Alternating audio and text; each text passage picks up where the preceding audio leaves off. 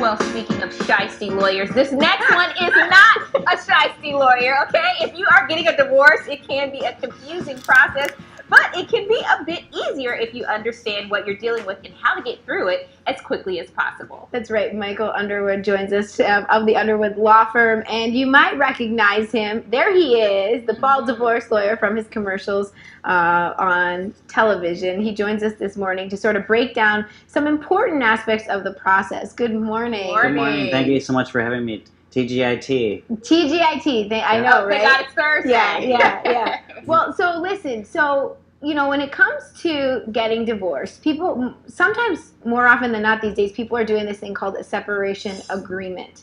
But I feel like it's not something you know about until you sort of walk your way into this process. So what is it? So a separation agreement is a written agreement between two married people, and the purpose of it is to stop the accumulation of assets and debts. That's really the purpose of a separation agreement. And it gets recorded at the county clerk's office for $5. A judge doesn't review it. That's the typical process for it. Something different, though, is the opting out agreement. The opting out agreement is a divorce agreement that parties can do, and the purpose of that is to opt out of having a court intervene on their matter.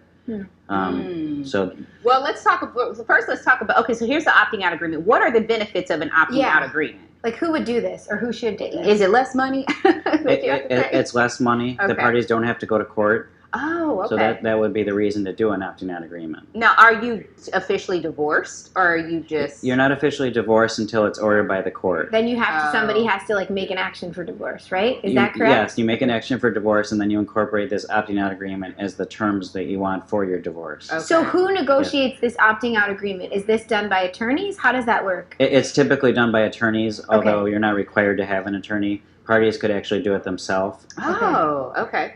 So you can write it up yourself and do all the terms, the custody, the spousal maintenance, and all that yourself. So basically, legal grounds, custody, child support, spousal maintenance, and equitable distribution. Those are the 5 categories of topics that have to be included in the agreement. Okay. So sometimes people defer to an attorney for assistance because it's complicated.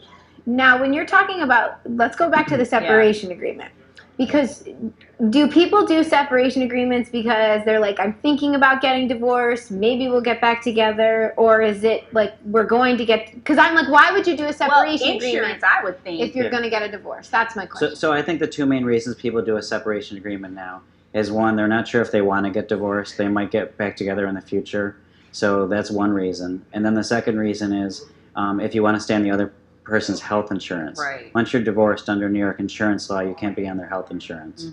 So that would be a reason to do a legal separation agreement.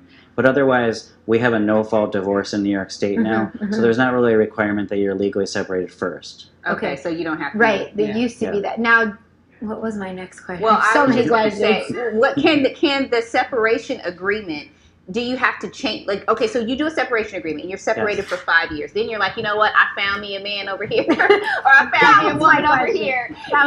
Then do you have to start all over with the divorce agreement, or can you use that separation agreement as the terms for your divorce? You can use the separation agreement as the terms for your divorce. It's recommended, though, that you have a paragraph in the separation agreement that says these are going to be incorporated in my divorce. Okay. Is it any cheaper to do a separation agreement? I think it is. I think a little bit, because you don't have to do the action of divorce, right? You don't have to, there's no it's okay. There's no filing fees involved except for the $5 filing fee. So it's cheaper in that sense. In terms of paying an attorney, it's not really cheaper necessarily. Right. It's the same cost. It's all the same categories of topics that have to be worked out anyway. Oh, right. Okay. So basically, you're really doing your whole divorce. You're just not filing it as a divorce. You're filing it as a separation. And some people do this. I didn't realize this. Some people actually don't get divorced because of exactly what you're saying, because they still need the insurance. Yeah. So they live for, and if you don't get remarried, it doesn't really matter. Yeah. It never ends. Okay. Unless the parties end it. So the legal separation has no expiration date. Or unless you find another